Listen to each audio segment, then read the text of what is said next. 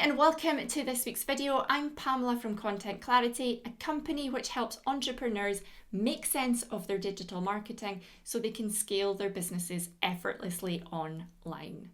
Now, in this week's video, I am going to be walking you through the structure of a good blog post. Actually, not a good blog post, an excellent blog post, because you want to keep people on the page. You want to hopefully have them navigate to other blog posts. You want to make sure that that blog post is actually giving value to the reader and helping them through that all-important buy-in cycle that we talked about in last week's video.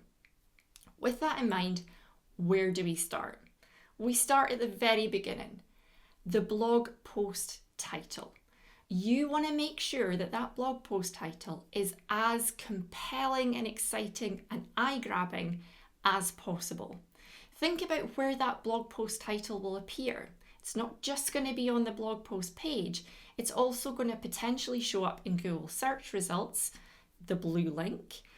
It could potentially also be through a social media post where someone's dropped the link and it's automatically generated a little preview.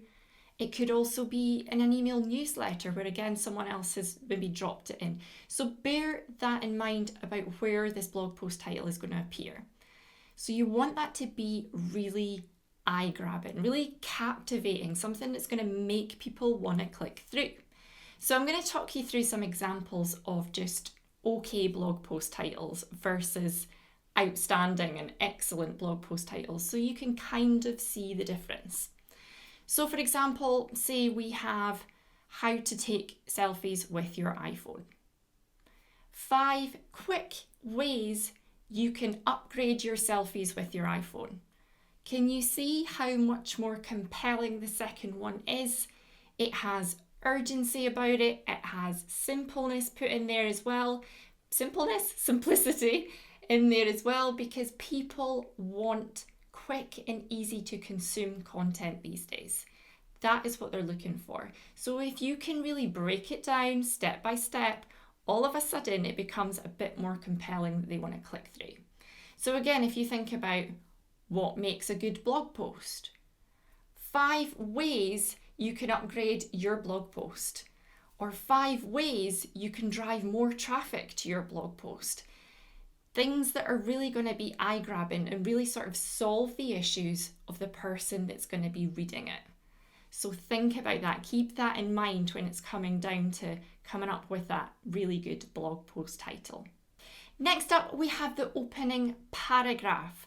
So again, make sure that you explain and outline in that opening paragraph exactly what is coming up in the blog post.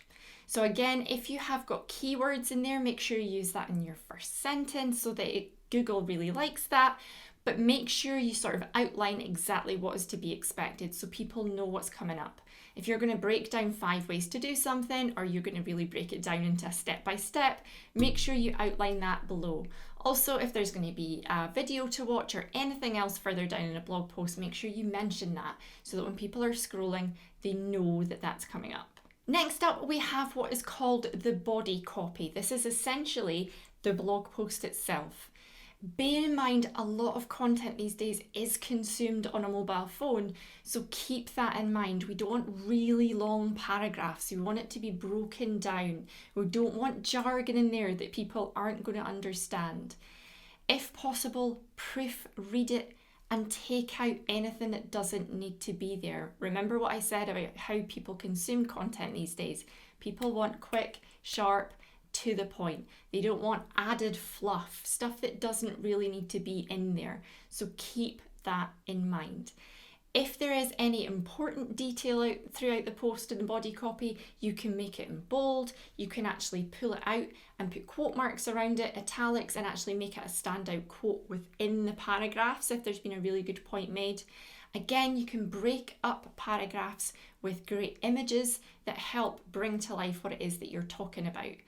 Again, use subheadings if need be. If you're breaking it down into a step-by-step, just make sure that when you preview that on a mobile phone and you're scrolling through, that it's not boring, that it's captivating, it's keeping the reader on the page. Next up, we have the summary section. Again, just summing up what it is that you have just walked them through. If it's been a tutorial, make sure that they understand what the next steps are. Always make sure you include a call to action. Your blog posts are essentially little roads that lead people towards you and essentially towards your products and services that you sell. So make sure that you include a link to the next step, be that a contact form, be that an email address. Make sure that that call to action is in there for people. But again, if you have outlined pros and cons, make sure you summarize your opinion, make sure you summarize someone's review, that sort of thing. This is what we're looking to include in the summary. But most importantly is that call to action. Now, obviously, the whole point of getting people on the site is to keep them on there as long as possible. So make sure that you have a read more section at the bottom of all of your blog posts, something that signposts them towards similar topic related blog posts, but also make sure that you include the share buttons. We would love for people to share that blog post anywhere on social media or Reddit, anything like that. Make it easy for people to share it. Don't make it difficult. Make it super duper easy. So include those share buttons in there as well. So there you go. Everything that you need to make sure that you include in a blog post to get the most out of it. Make sure you keep a note of that and keep it somewhere safe, pin it on a board so that you can refer to that each time you're sitting down to write a blog post for the section on your website. I'll be back again next week with another video, but for now, thanks for watching. Bye.